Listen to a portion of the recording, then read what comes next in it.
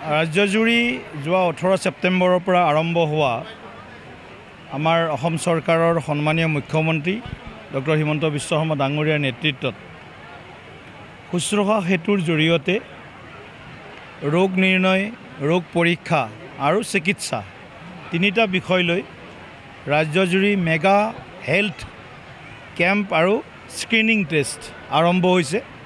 আজি মঙলদৈ বিধানসভা সমষ্টিৰ দাহি এই শিবিৰৰ আয়োজন হৈছে।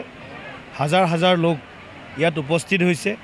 বিভিন্ন তেওঁলোকে ভুগি থকা ৰোগ, বিভিন্ন ধৰণৰ তেওঁলোকৰ কষ্ট নিৰাময় কৰিবৰ কাৰণে প্ৰায় সকলো বিভাগ, চিকিৎসা শাস্ত্ৰৰ সকলো বিভাগৰ উপস্থিতিত বিভিন্ন অসম চৰকাৰৰ বিভিন্ন বিভাগ, সামাজিক কল্যাণৰ পৰা আৰম্ভ কৰি আৰু অন্যান্য বিভিন্ন বিভাগৰ জৰিয়তে আজি ৰাইজৰ সমস্যাবিলাকৰো বুজ লোৱা হৈছে।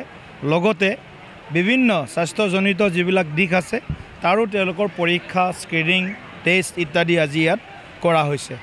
আমি প্ৰয়াস আমাৰ যে কোনো ধৰণৰ তেনেকুৱা দুখীয়াই হওক, গৰীব হওক বা অন্য নিম্ন মধ্যবিত্ত শ্ৰেণীৰ লোক হওক, মধ্যবিত্ত শ্ৰেণীৰ লোক হওক, তেওঁলোকে যাতে চিকিৎসা সুবিধা নোপোৱাকৈ কোনেও যাতে বেমাৰত ভুগি থাকিব নালাগে।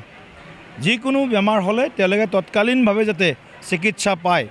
আৰু সকলোৱে যিহেতু চিকিৎসালয় যাবলৈ অসুবিধাও হয়, সেইকাৰণে এই ধৰণৰ অঞ্চলভিত্তিক এনেকুৱা মেগা হেল্থ কেম্পে ৰাইজক যথেষ্ট সহায় কৰিছে, সহায় কৰিব। আৰু সেইকাৰণে আজি অসম চৰকাৰক আমি ধন্যবাদ দিছোঁ যে এই যি mega health checkup and screening test, যাৰ জৰিয়তে হাজাৰ হাজাৰ লোকে আজি শিশুৰ পৰা একেবাৰে বৃদ্ধলৈকে সকলোৱে আজি তেওঁলোকৰ ৰোগ আজি উপশম ঘটোৱাৰ বাবে এওঁলোকে ইয়াত চিকিৎসা, আজি ভাল ভাল চিকিৎসক বিভিন্ন বিভাগৰ আজি ইয়াত আহিছে। তেওঁলোকে সকলোকে যিমান পাৰে যথাসম্ভৱ টেষ্ট, স্ক্ৰিনিং ইত্যাদি কৰিছে। গতিকে মই ভাবোঁ এই শিবিৰৰ জৰিয়তে আমাৰ যি লক্ষ্য যে কোনো লোকে বেমাৰত কোনো মৃত্যুবৰণ কৰিব নালাগে। যিকোনো বেমাৰৰ মানে ট্ৰিটমেণ্ট আছে, তেওঁলোকৰ মানে চিকিৎসা ব্যৱস্থা আছে। গতিকে সকলোবিলাক ব্যৱস্থা কৰাৰ বাবে এই মেগা হেল্থ কেম্প আৰু মানে স্ক্ৰিনিং টেষ্ট আমি আয়োজন কৰিছোঁ। গতিকে মই অসম চৰকাৰক আকৌ এবাৰ ধন্যবাদ জ্ঞাপন কৰিছোঁ। স্থানীয় বিধায়ক বসন্ত দাস ডাঙৰীয়াৰ উদ্যোগত, আমাৰ জিলা প্ৰশাসনৰ সহযোগত এই অনুষ্ঠান আয়োজন হৈছে।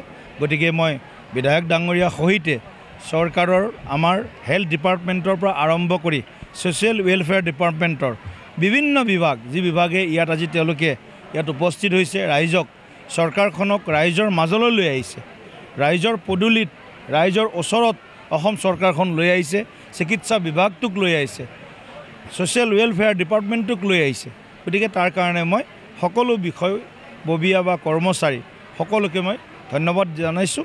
আৰু যিসকলে এতিয়াও ৰোগাক্ৰান্ত হৈ আছে তেখেতসকলৰ মই আশু আৰোগ্য কামনা কৰিছোঁ।